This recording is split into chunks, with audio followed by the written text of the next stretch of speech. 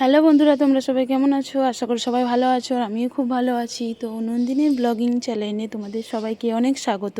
তো বন্ধুরা, আজ ছিল বাড়িতে কোজাগরী লক্ষ্মী পুজো, তাই সকাল থেকে উঠে চান করে পুরো ঘরে আলপনা দিলাম, ঠাকুর ঘরে আলপনা দিলাম। এবার বিকেলবেলা ঠাকুরের ভোগ রান্না করলাম, লুচি, সুজি, পায়েস ইত্যাদি।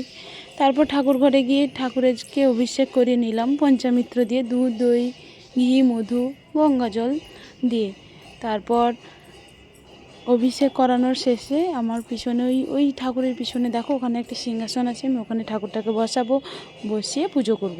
তো বন্ধুরা কি বলবো, নিজেই ক্যামেরা করছি আর নিজেই সব করছি, তো এরকমই হয়। তো আমি পুরো ভিডিওটা তোমাদেরকে দেখাতে পারিনি এখানে প্রথম থেকে, তার জন্য সরি। যতটুকু পেরেছি ততটুকুই দেখাচ্ছি তোমাদেরকে। তো আমার অভিষেক করানো শেষ হয়ে গেছে, এবার আমি ঠাকুরটাকে সিংহাসনে বসিয়ে দিয়েছি।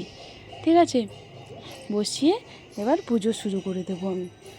তো ওখানে যেহেতু ক্যামেরা ধরার কেউ ছিল না, তাই আমি এখানে ক্যামেরাটা অফ করে দিয়ে এবার বাকি পুজোর জোগাড় যন্ত্রগুলো করছিলাম।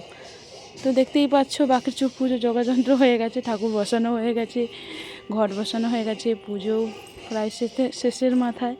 এবার সবাইকে আমি প্রসাদ বিতরণ করব। তো তোমাদের যদি আমার ভিডিওটি ভালো লেগে থাকে, লাইক করে পাশে থেকো।